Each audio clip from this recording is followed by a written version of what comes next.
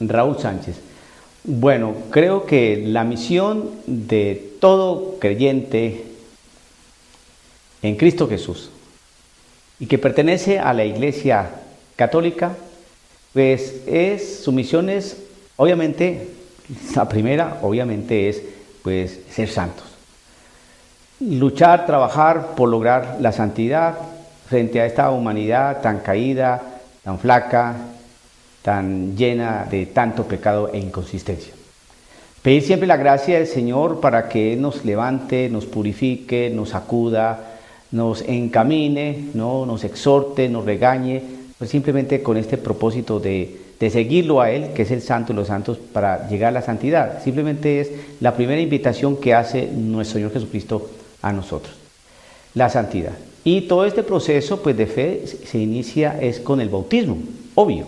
A través de la fe y el bautismo somos incorporados a la iglesia, se nos da una fe, viene la acción del Espíritu Santo, existe la gracia santificante y un compromiso a lo largo de nuestra vida para llegar a la santidad.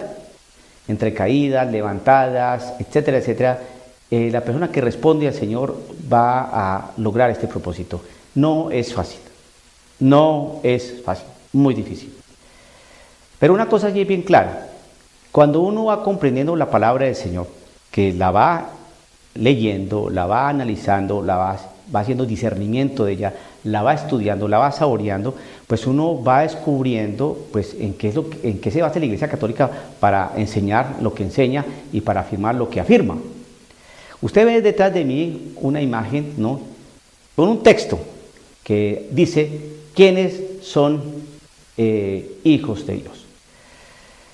Pues nuestra misión es enseñar lo que enseña la Iglesia, no enseñar lo que a nosotros nos parece, lo que debería ser, es que es más bonito, es que no entremos en cuestiones doctrinales, es que porque eso no es lo que el Señor nos mandó a enseñar. El Señor nos mandó a enseñar lo que Él nos enseñó a nosotros y que nosotros debemos hacer cumplir eso. Eso está en el Evangelio según San Mateo, capítulo 28, verso 20, verso 19 al 20. Eso hay que tenerlo bien clarito. Hoy tenemos un Evangelio que ha venido siendo tergiversado, se está tergiversando el Evangelio. Se le está dando un toque, un matiz que no tiene. Vamos a mirar quiénes son hijos de Dios. Traigo este texto porque me parece que es muy importante, sin embargo hay otros textos que respaldan este y mutuamente dentro de contextos, ¿no?, se explicita y se aclara mejor quiénes son hijos de Dios. Pero tomemos este. Esto está tomado del Evangelio según San Juan, en su capítulo 1, verso 1 en adelante. Leámoslo con detenimiento. En el principio era el Verbo, y el Verbo estaba ante Dios, y el Verbo era Dios. Él estaba ante Dios en el principio. Ahí estamos entendiendo quién era el Verbo, Cristo Jesús, el Verbo encarnado. Y entonces, el Verbo era Dios. Cristo Jesús es Dios. Él estaba ante Dios en el principio. Cristo ha estado desde el principio. Seguimos. Por Él se hizo todo. Es decir, por ese Verbo, por esa palabra, se hizo todo. Y nada llegó a ser sin Él. Lo que fue hecho tenía vida en Él. Y para los hombres la vida era la luz. La luz brilla en las tinieblas. Cristo es la luz del mundo. Y las tinieblas no la impidieron. Vino un hombre enviado por Dios que se llamaba Juan el Bautista. Vino para dar testimonio como testigo de la luz. Vino a hablar de Cristo Jesús. Vino a hablar de la luz. Para que todos creyeran en Él, en la luz. Aunque no fuera Él la luz, es decir, Juan no era la luz, le tocaba dar testimonio de la luz. Testificaba quién era la luz. Testificaba quién era Cristo Jesús.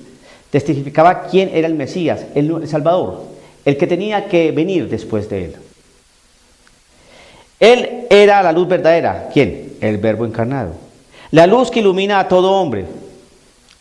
Y llegaba al mundo. Ya estaba en el mundo. Este mundo que se hizo por Él. Este mundo que no lo recibió. Lo mataron. Vino a su propia casa. Era judío, llegó a la familia judía, a la cultura judía. Y los suyos no lo recibieron. ¿Aceptaron a Cristo Jesús? No. ¿Lo rechazaron? Sí. Pero a todos los que lo recibieron, les dio capacidad para ser hijos de Dios. Aquí entonces vamos a entrar a mirar quiénes son los hijos de Dios, a quién les dio capacidad. Primero más arribita en el verso 1 de este capítulo primero del Evangelio según San Juan dice, verso 11 dice, vino a su propia casa y los suyos no lo recibieron. ¿Es verdad eso? Claro. Era judío, llegó a la cultura judía, a la familia judía, de sangre judía, lo recibieron, no, lo rechazaron. No lo aceptaron como la luz del mundo, no lo aceptaron como el Verbo encarnado, no lo aceptaron como Hijo de Dios, no lo aceptaron y le dieron muerte. Sigue diciendo en el verso 12, pero a todos los que lo recibieron, les dio capacidad para ser hijos de Dios, a todos los que recibieron, a los que aceptaron a Cristo Jesús como la luz del mundo, a los que aceptaron a Cristo Jesús como el Verbo encarnado, a los que aceptaron a Cristo Jesús como la revelación de Dios, a los que aceptaron eso, les dio la capacidad para ser hijos de Dios. ¿Qué significa eso? Que a aquellos que no aceptan a Cristo Jesús como el Mesías, aquellos que no aceptan a Cristo Jesús como la luz del mundo, aquellos que no aceptan a Cristo Jesús como el Verbo encarnado, como la revelación de Dios Padre, aquellos que no aceptan a Cristo Jesús, no les da la capacidad, ¿para qué? Para que sean hijos de Dios. Entonces primero tiene que haber una aceptación, un recibimiento, te acepto Señor, te recibo Señor. Entonces a esos les da la capacidad para ser hijos de Dios. Eso es lo que se llama fe. Cuando uno acepta, cuando uno acoge, cuando uno recibe es porque cree. Al creer en su nombre, ¿ve? Al creer en su nombre porque lo han recibido, han nacido no de sangre alguna ni por la ley de carne. Entonces uno se hace hijo de Dios es de manera espiritual. ¿Cuándo qué? Cuando creen el nombre de Cristo Jesús. Al creer en su nombre, al creer en Cristo Jesús, al creer en el Verbo encarnado, al creer en el anunciado por Juan el Bautista, entonces uno ha nacido ya no de la sangre ni de la carne, ni por voluntad del hombre, sino que ha nacido de Dios. Y como ha nacido de Dios, ese es hijo de Dios.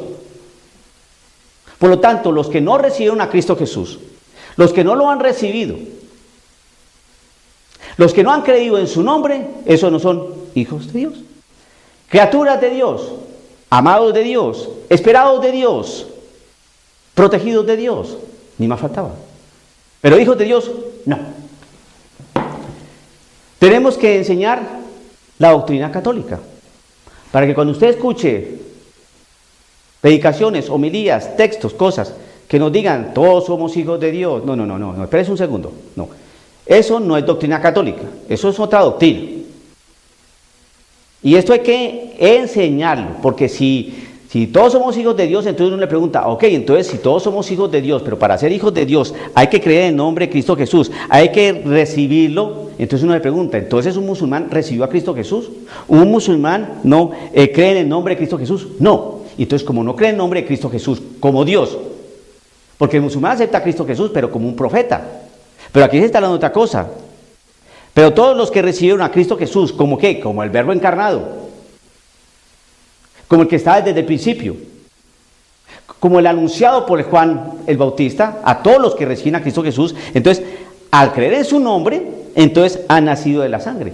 Eso no le pasa con los musulmanes, eso no le pasa a los judíos, eso no le pasa a los hinduistas, eso no les pasa a los budistas. Entonces, ellos no son hijos de Dios. Eso es lo que uno tiene que hacer claridad con la misma palabra. Es que uno lee y explica, lee y explica.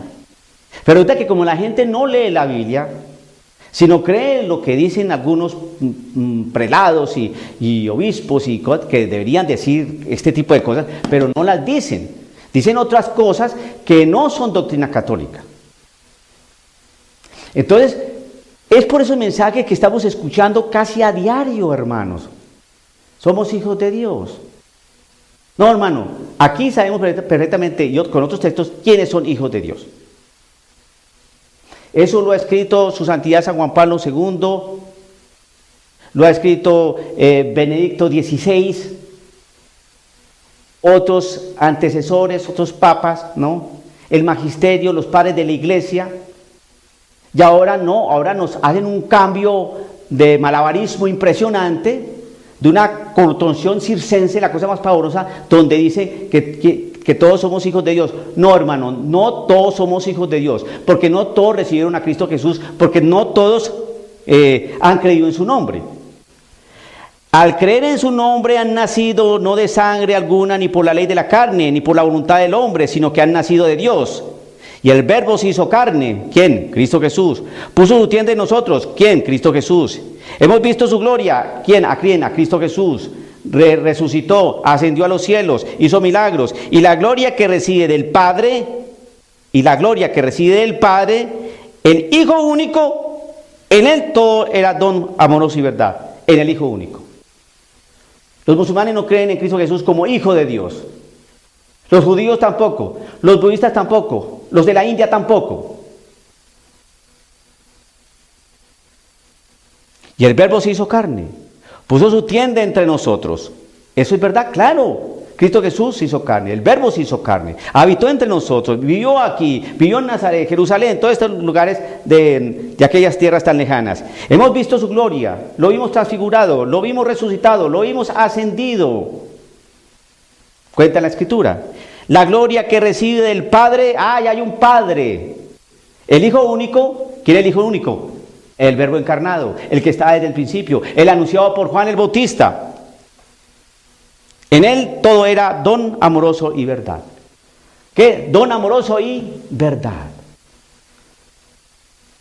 Por lo tanto, hay unas personas del mundo que profesan otras religiones que no son hijos de Dios. Son criaturas de Dios, amados de Dios, esperados del Señor, anhelados por Dios, pero no son hijos de Dios. Sabemos quiénes son los que son hijos de Dios.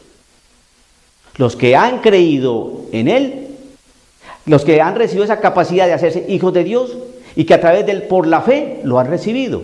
Y recibieron todo ese mensaje anunciado por Juan el Bautista, que el Señor nos hace hijos de Él. No por la sangre ni la carne, sino como dice aquí, ni por voluntad de hombre, sino que ha nacido de Dios. Al creer en su nombre han nacido. Y cuando uno cree en Cristo Jesús, eso es lo que llama fe. Y por el bautismo, entonces uno inicia una relación con Él, un caminar con Él, una experiencia con Él. Esos somos los hijos de Dios, los que hemos nacido, no de la carne ni de la sangre, sino de una manera espiritual, porque lo hemos recibido y se nos dio la capacidad ¿de qué? De ser hijos de Dios, porque hemos creído en su nombre y así hemos nacido. Eso es doctrina católica, hermano, doctrina católica. Atención a las predicaciones, importante hoy, porque acuérdense que estamos en lucha, en batalla. No crea que esto es sencillo, y esto aún se va a complicar más. Y nos van a meter fábulas, cuentos de viejas, doctrinas angulosas, ambiguas, muy románticas, muy poéticas, que lo pueden adormecer y anestesiar. Pero cuando usted está sentado en la sana doctrina, usted no tenga miedo y camine firme. No se deje engañar. Dialogando con el padre Raúl Sánchez. El Evangelio según San Mateo, capítulo 13, versículo 35 al 43. El Evangelio que se proclamó hoy martes 30 de julio del año 2019. Este pasaje de este Evangelio de Mateo nos explica la parábola de el trigo y la cizaña, texto que también tocamos la semana pasada. Y entonces aquí hay que hacer algunas precisiones. Cuando los teólogos hacen el estudio de esta parábola, pues llegan a la conclusión de que nosotros como personas, como campo, pues se nos sembró trigo, pero asimismo vino el maligno y sembró cizaña. Entonces cuenta la parábola, ¿no?, de que vienen los segadores y le dicen al Señor: ¿quieres que cortemos la cizaña? El Señor, el secador, el dueño del campo dice: no, dejen que crezcan juntos. Entonces, según la interpretación de los teólogos, pues hombre, es que nosotros tenemos trigo y cizaña, tenemos buena semilla y tenemos esa mala semilla que hace que nuestros actos no sean conformes a la voluntad del Señor. Pues bien, esa es la explicación que dan los teólogos y es válida, se puede aplicar, ni más faltaba. Pero aquí la explicación que da nuestro Señor Jesucristo la presenta con una dirección distinta.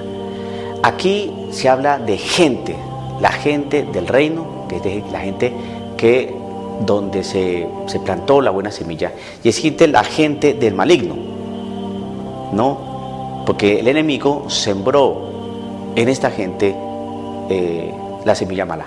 O sea que aquí ya hay una clara diferenciación.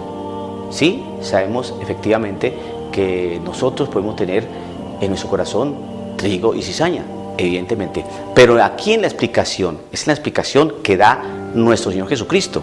Dice así: Jesús les dijo, para explicar esta parábola, recuerde, Evangelio según San Mateo, capítulo 13, del versículo 35 al 43, dice así: el que siembra la semilla buena es el Hijo del Hombre, es decir, Jesús.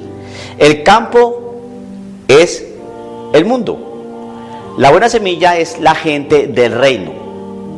La maleza o la cizaña es la gente del maligno. Aquí vaya separando gentes.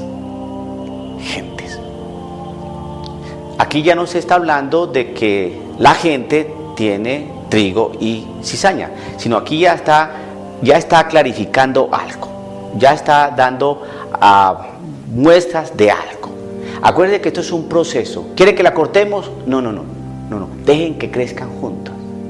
Y entonces, a la medida que va creciendo ese trigo y esa cizaña, entonces en nosotros vamos a saber ir separando esa realidad del mal y el bien, y optamos por las cosas de Dios, del reino. Pero existe efectivamente gente que no.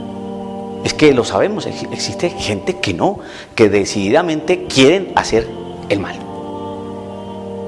Entonces, mire cómo sigue explicando nuestro Señor Jesucristo esta parábola que es tan interesante. Dice así: la cosecha, es decir, lo que se va a recoger, ¿no?, es el fin del mundo, y los segadores son los ángeles. O sea que va a haber una cosecha, es decir, se va a recoger. ¿Y qué se va a recoger? Vean cómo se recoge la maleza y se quema. Así sucederá al fin del mundo. Vea cómo se recoge la maleza, o sea que se va a recoger la maleza. O sea que ya hay algo bien definido, la maleza. ¿Y cómo se va a recoger solamente la maleza de nuestro corazón y se va a apartar de nosotros la parte del trigo? No, aquí es la gente. Por eso hace una clara precisión nuestro Señor Jesucristo cuando dice: la buena semilla es la gente del reino, la mala es la gente del maligno. ¿Esto qué significa? Que como el trigo y la cizaña van creciendo juntas, en la medida que van creciendo, entonces uno va escogiendo, o escogiendo las realidades de la cizaña o escogiendo las realidades del reino. Entonces va a haber una separación. Eso es lo que se llama conversión, la conversión. Sigue el texto diciendo: el Hijo del Hombre enviará a sus ángeles, estos recogerán de su reino todos los escándalos y también los que obraban el mal, y los arrojarán en el horno ardiente. ¿Cómo quitar esas palabras del Evangelio? El horno ardiente. ¿Qué significa el horno ardiente? ¿Qué significa el horno, el fuego? Hay que darle una explicación a eso. Y allí no hará más que llanto y rechinar de dientes. O sea que es una cosa bien complicada. El maligno definitivamente va a tener un castigo. Eso es un hecho. No podemos hacernos de la vista gorda, no podemos quitarle eso al Evangelio, no podemos decir que sí, la semilla es esto, la cizaña es esto, pero eso de rechinar dientes y que fuego que no se apaga, no, eso no lo toque, por ahí déjelo aparte. ¿Qué sigue diciendo el texto? Entonces los justos brillarán como el sol en el reino de su Padre que, y que tenga, y quien tenga oídos, que entienda. Entonces, ¿qué podemos entender? Hermanito, que vamos caminando en el mundo, que se sembró buena semilla, pero también mala semilla. Y como van creciendo y son tan parecidas, no corten. Vamos creciendo, vamos evolucionando, vamos transformando, vamos convirtiendo. Y va a llegar el momento en que ya estamos tan llenos de Dios, tan cerca al Señor, que ya hay gente, ¿no? Que es la gente del reino, como dice el texto. Y la maleza es la gente del maligno. Ya una clarificación. ¿Quién elige ser ciudadano del reino y quién elige ser ciudadano del mundo? Y por eso viene la separación. Entonces, nuestro camino es de conversión. Nuestro camino es de cambio. ¿Qué es lo que se enseña hoy? Hoy no se está hablando de conversión, ni mucho menos de que de la cizaña se va a recoger y se va a quemar y que ahí es donde va a haber el llanto y el crujir de dientes. Eso no se toca. Uno, existe ahora una estratificación de pecados. Hay pecados que sí son bastante graves, que son inadmisibles aceptar. Y hay otros pecados que por la misericordia de Dios el Señor los comprende. Parece ser que el Señor no tiene misericordia para algunos pecados, pero parece ser que sí tiene misericordia para otros. Así es que están hablando los teólogos hoy en día, ¿no? Entonces, la corrupción administrativa. Los corruptos no merecen ningún tipo de misericordia. Pero los que practican relaciones sexuales ilícitas, no, eso sí hay que tener un poco más de compasión. No, hermano, pecado es pecado.